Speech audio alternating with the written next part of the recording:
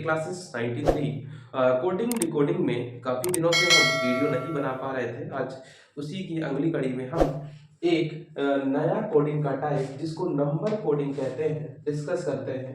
बच्चों इस तरीके के हमने 4 क्वेश्चन लिए हुए हैं और आपके एग्जाम में इस तरीके से क्वेश्चन पूछा जाता है कि जैसे पहला क्वेश्चन हम लेते हैं CAT कैट को किसी भी कोडिंग भाषा में हम 24 लिखते हैं।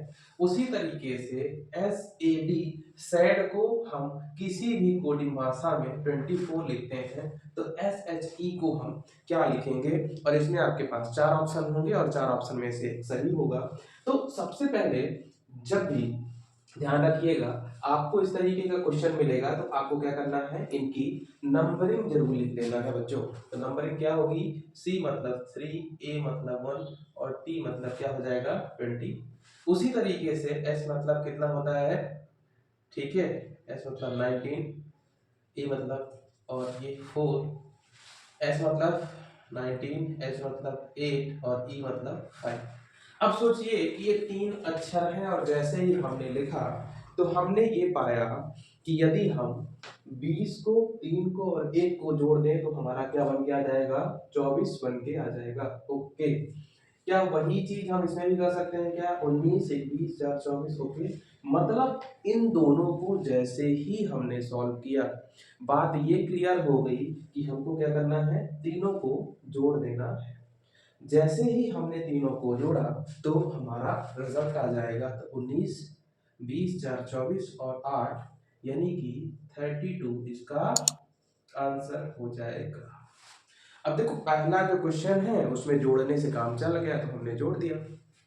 दूसरा क्वेश्चन है, फिर अगेन हमको क्या करना है कि बोल रहा है डीप का मतलब है 60, रैबिट का मतलब है 100, तो हेयर का मतलब क्या होगा? तो डीप का मतलब क्या है? 4 5 5 15, ओके 16, ठीक है।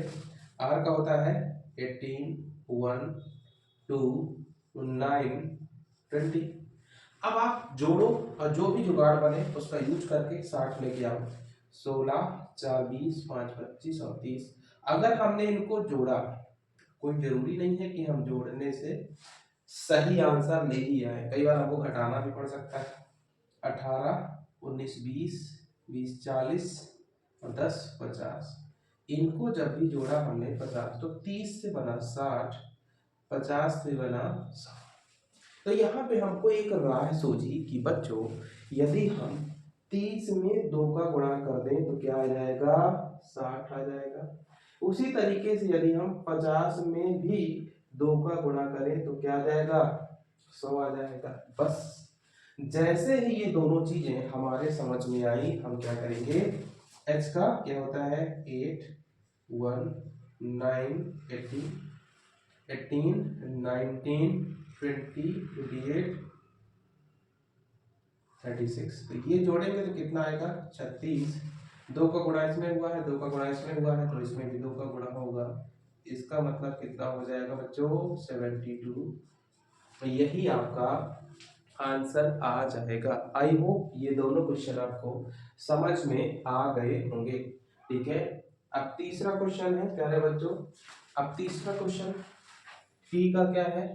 20, ओ 15, टी 20, एच 8, ई 5, ठीक है। तो हमने देखा 20 और 15 को जोड़ेंगे तो क्या बनेगा? 35। 35 से हमको 70 बनाना है। 20 8 28, 29 3 3 33। इनको आपस में जोड़ेंगे तो ये 33 बनेगा और 33 से 99 है।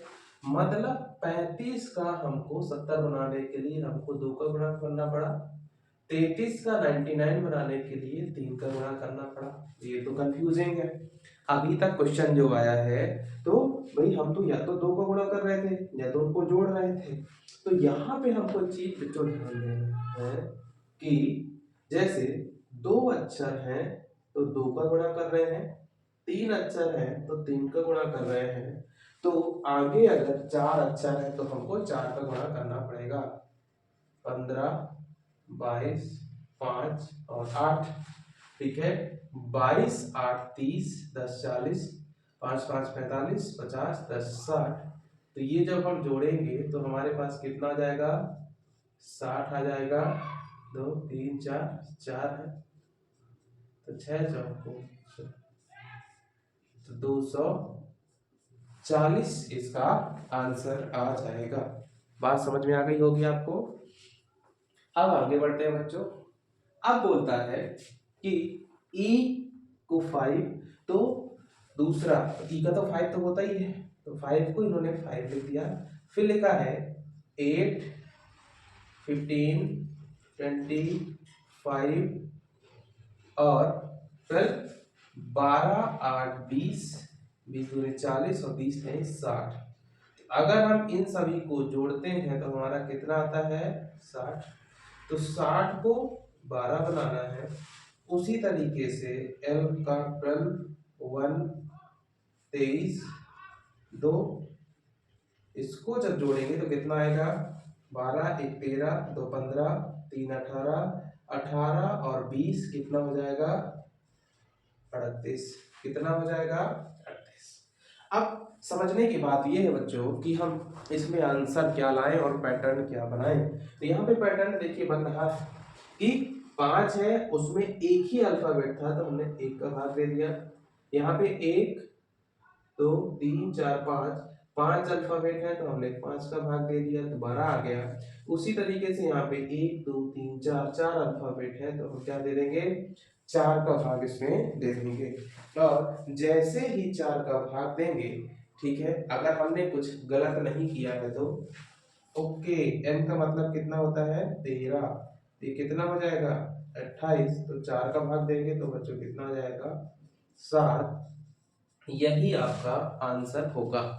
समझिए बात को। इसी तरीके की चीजें हैं, बस कोडिंग डिकोडिंग में जो नंबर कोडिंग है, आपको पैटर्न पहचानना है प्यारे बच्चों। और जैसे ही आप पैटर्न पहचानेंगे, ठीक है, क्वेश्चन आपके लिए हलवा हो जाएगा और आप, ठीक है, सेकंडों में इनका आंसर निकाल लेंगे।